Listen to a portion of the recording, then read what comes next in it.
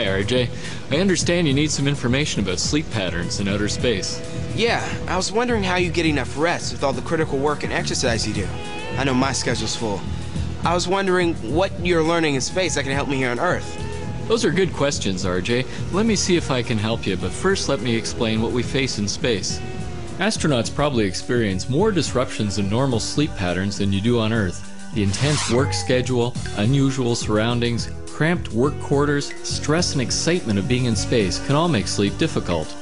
Since lack of sleep can seriously affect performance on physical and mental tasks, helping astronauts overcome possible troubles with sleeping and getting enough rest is a top priority. In addition, the normal 24-hour pattern of light and dark that provides a time cue to the body's clock here on Earth is absent in space. On orbit, we experience 16 sunrises and sunsets every day, one every 90 minutes. We can't sleep 16 times a day to match the ISS day-night cycle, but beginning about 2 weeks before shuttle launch, astronauts begin to shift the time they sleep by hour intervals until they are in line with their mission schedule. The ISS schedule can be as much as 10 hours different from what they are used to here on Earth. In addition, shuttle crew members are also exposed to bright indoor lights at specific times. A controlled environment and programmed meal periods help reset their body's internal clock to match the schedule they will follow on their mission. So where do you sleep on the ISS? Well, this is an example of one of the bedrooms on the ISS, and here's one of our sleeping bags. Look, I know that there isn't a lot of space on the ISS, so I can't imagine that you have to sleep in tight quarters. But isn't sleeping on these hard surfaces make it tough? I mean, there's barely any stuffing in these sleeping bags. We don't need stuffing, mattresses, or pillows to sleep on the ISS. One of the wildest sights to see in outer space are astronauts sleeping. If we don't restrain ourselves, everyone just floats. Wow, that is wild. In the ISS, we're floating, so pillows aren't needed, but we use them to protect our heads. Also, since we don't have any restrictions, our hands float up, and we could bump into things. So we use sleeping bags in our sleeping compartment to limit our movement.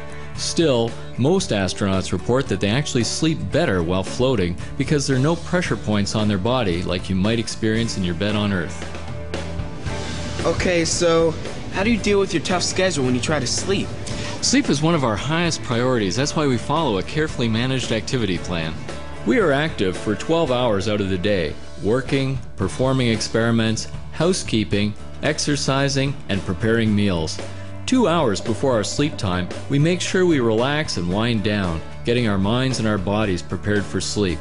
We all try to sleep for 8 hours and then spend 2 hours in the morning waking up.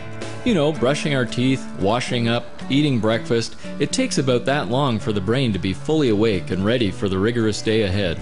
Sometimes we have to perform critical activities, such as spacewalks or docking maneuvers, that require us to be fully awake at a time when we're accustomed to sleeping. To get prepared for these critical events, we once again slowly shift our sleeping and waking times to reset our circadian clock. You know, RJ, there are other factors like temperature, noise, and light exposure that all contribute to how we sleep. Dr. Seisler's work on the color of light holds a lot of promise for us on the ISS and travels beyond. RJ, I hope our talk helped you understand why it's important for astronauts and for you to get enough sleep. It sure has. Thank you. I think this is Dr. Seisler. Maybe he has some suggestions for me. Hello, Dr. Seisler? Hi, RJ. Well, I've reviewed your schedule, and I have some suggestions that might help your situation. You need to be on a schedule more like the astronauts. At your age, you need at least 9 hours of sleep. Plus, you need about 2 hours to wind down before you go to sleep at night, and at least an hour after waking to be fully alert. You also need to spend more time outdoors in the morning under the bright blue sky. Maybe you could walk to school instead of taking the bus. This will not only keep your internal clock in tune with the Earth's day and night cycle, but it will help you to get to sleep better the next night and wake up more easily the following morning. Here's the kind of schedule you might want to try. At 7:30 in the morning, wake up, brush your teeth, wash up, have a good breakfast, and walk to school. From 8:30 to 2:30 is when you're in school. 2:30 to 5 is track practice. 5 to 6 in the evening, you could spend time with your friends. 6 to 6:30 is supper time. 6:30 to 8:30 is for homework and studying. 8:30 to 9:30 is for winding down, reading quietly, relaxing to your favorite music, quiet time. And then, most importantly, from 9:30 at night until 7:30 in the morning is reserved for sleep.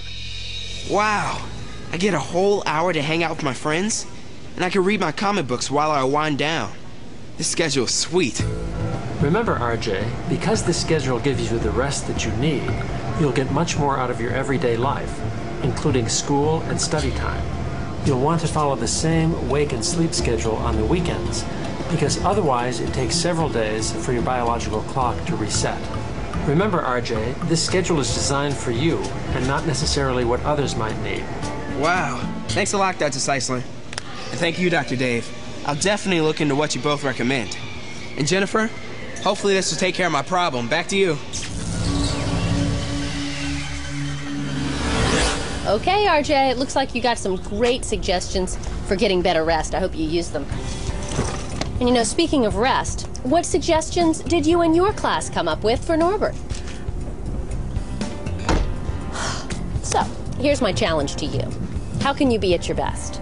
Well, a healthy diet, proper exercise, and of course enough sleep all work together to enhance your health. Now, what changes can you make to your diet, to your exercise routine, and to your sleeping habits that will allow you to reach for the stars? To help you with this challenge, you might want to watch the NASA Connect programs Better Health from Space to Earth and Good Stress. Well, that wraps up another episode of NASA Connect. We'd like to thank everyone who helped make this program possible. So until next time, stay connected to math, science, technology, and NASA. I'll see you then. Goodbye for now. Hi, my name is Mary Sanchez. I work for NASA. I'm also a member of the American Institute of Aeronautics and Astronautics, or AIAA. AIAA provides classroom activities and mentors for classrooms across the nation. We can help your students learn how math and science are used in everyday life. For more information on how to request a mentor for your classroom, please visit the NASA Connect website.